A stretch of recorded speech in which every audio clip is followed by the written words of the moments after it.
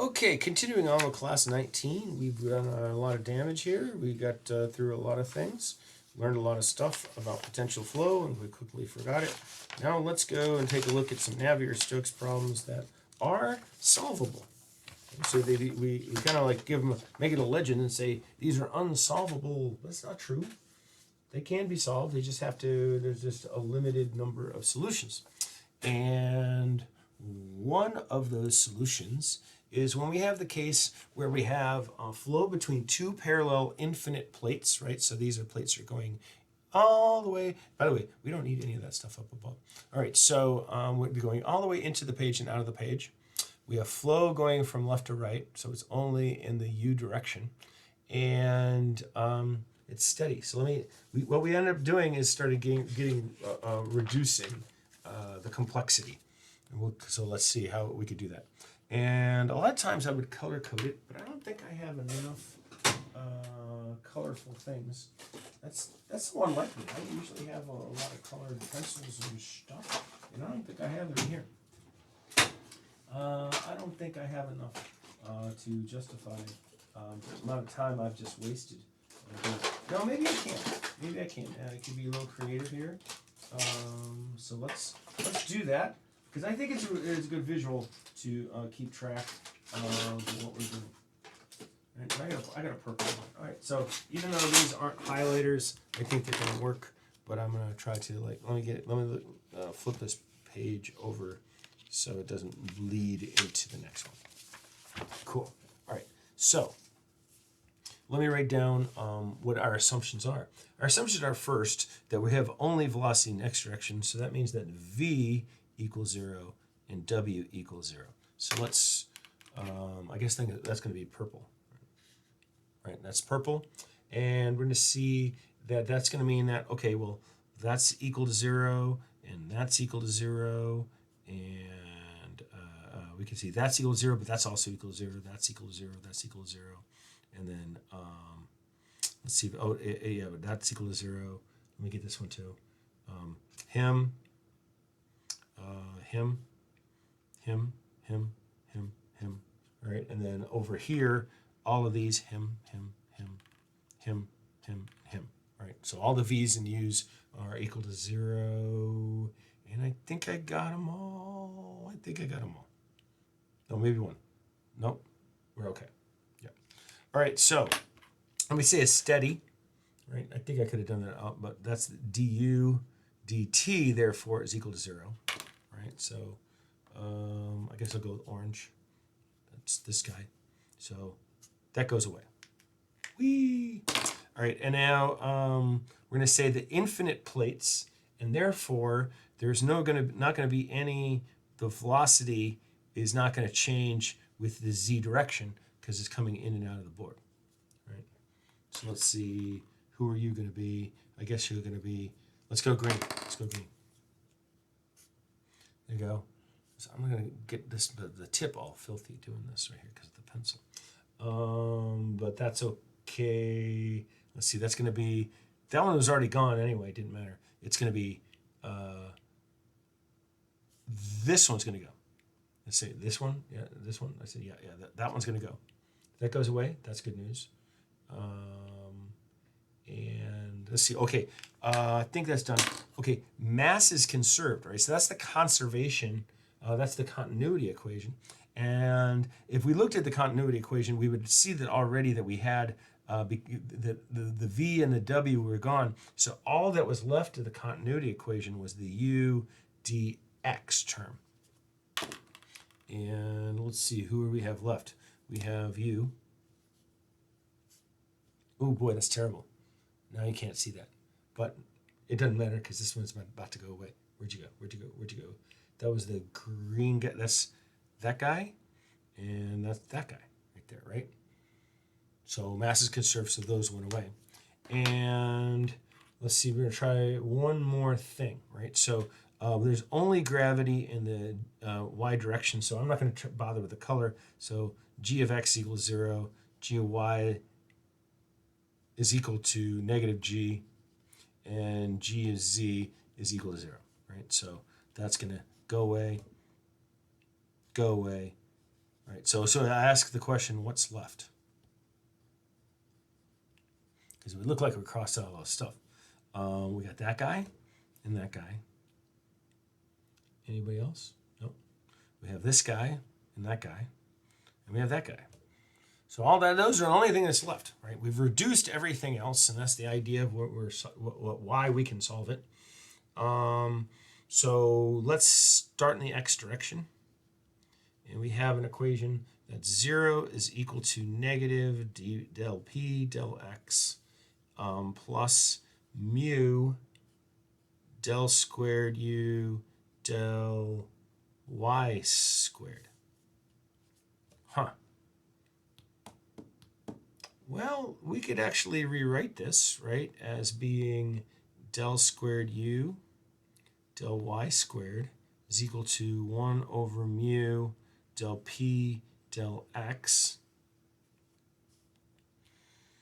And we could just say that that's something that's going to know, but it's not necessarily a function of y. So we could just keep that as something and then integrate twice. So integrate twice.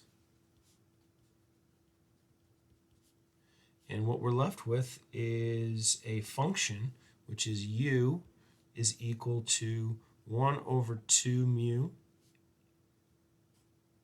del p del x y squared plus c1y plus c2. And then we can apply boundary conditions. And the boundary conditions are, let's see, I'm going to do my other, I wrote it better on the other page. Yeah, here you go.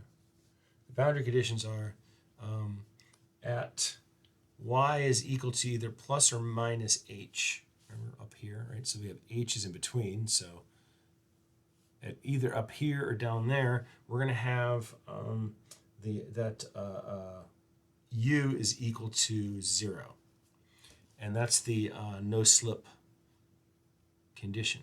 No slip. All right, let's pretend I wrote no slip. Let's be picky and write no slip. There you go. No slip condition. Right. So we could find out what these c's are going to be equal to. So we could start out at y is equal to plus h. And sticking in there, again, 0 is equal to 1 over 2 mu del p del x y squared. H squared. H squared. H squared. H squared.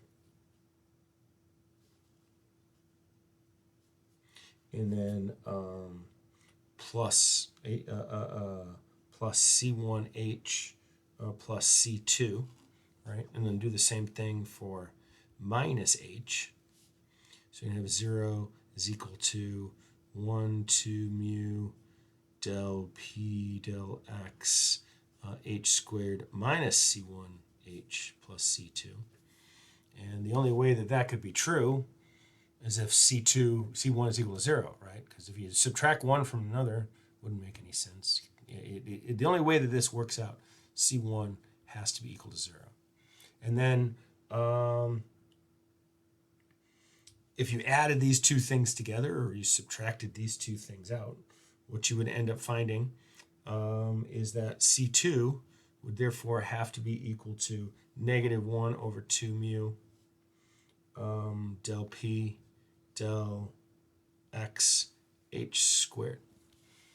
So what we're left with is an equation u is equal to 1 over 2 mu del P del X y squared minus H squared. And that's the solution. We're like, well, what the hell does that mean? Why is that the solution? Well, that's the description of what the velocity field looks like. With the velocity field inside these two plates moving along is described exactly this way right here, where it's being driven by the pressure drop that's taking place across there. Or you could also say, if you could quantify what the velocity is onto this thing, that we could find out what the pressure drop was, either way. The ones that are left over here in the y direction, well, that's just going to be negative del p del y plus rho g right there. 0, right? All that is pressure gradient. Actually, it should be negative because g is negative. Did I say, yeah, g was negative g right there. So we're just going to say that that's the pressure gradient in hydrostatic pressure, right? As you go deeper and deeper into the water. And then the other one that's left over is meaningless, right? Del z. Who cares, right? But that's also true. There's no pressure gradient in the z direction, so we've just shown that right there. So we could do the exact same thing for the other examples. I'm not sure if I want to create another video for all of these. You could do them on your own, but we could show that there's famous ones. See, famous ones. Like for this guy right here, we have all the same results. All the same. All of these end up canceling out if we have a situation where we have a stationary plate and then a plate that's moving at capital U. It's hard to see that, but that's a capital U. And these are the descriptions of the flow, right? And I don't know. This is a little p, and p is equal to this. I got to look that up again. I'm sorry. I should have looked that up again. I'm confused as to what exactly they mean by these curves. But I believe this is what the velocity profile is going to look like, and we can even have backwards flow based on whether what the proportions are of this. Of the relative velocity of this motion versus the other parameters that are involved. But this equation can all be found by just changing the boundary conditions of the equation that we had here, like when we solved this right here, and y squared plus c1 y. Excuse me, I was looking at the wrong line. Y plus c2. If we apply BC's, we're going to end up with this thing called Couette flow, which is that thing right there, where we say the boundary conditions for this one now, instead, looking at my page here, I was looking at the wrong spot, we would say that when y is equal to 0 here, we have that no slip condition, right? We have u is equal to 0, but now when y is equal to b, which is what they decided to call the gap in between these two plates, we have u is equal to big U. And running through this right here, if you apply this first one, where you set y equal to 0, that's 0, and that's 0, and that's 0, so therefore C2 is equal to 0.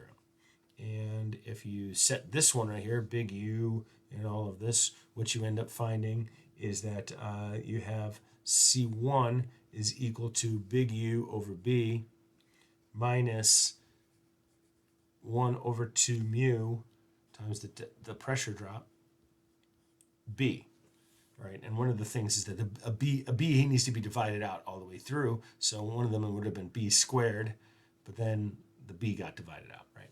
So then, like, when you go to write out an equation, stick them back in, you have capital U is equal to y over b, right? So this is a function of y, right?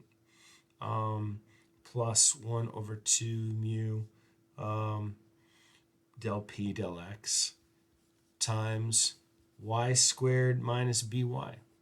And that's right there is an equation that describes these velocity profiles. So that's how, the Navier-Stokes is actually something that can be that can be used to determine flow fields. And then with that flow field, we can figure out what the forces are. So this is, we have motivation to do it, but unfortunately, there's only so many situations that will cancel out enough that we could solve these differential equations. Here's another one right here. Posea, I think I'm pronouncing his name right or close to it, where we have a cylinder within a cylinder and there's flow going in between that gap right there. And then, or no, maybe I said that wrong. No. Okay, so the next one is, this is like a flow inside a pipe, right? Remember, that's got to be, probably have to be laminar, not turbulent, but still viscous, right? Where you can see that I'm not drawing it very well. We have a velocity profile right here, but it's three-dimensional, right? That's got a peak like right there in the center of this piece.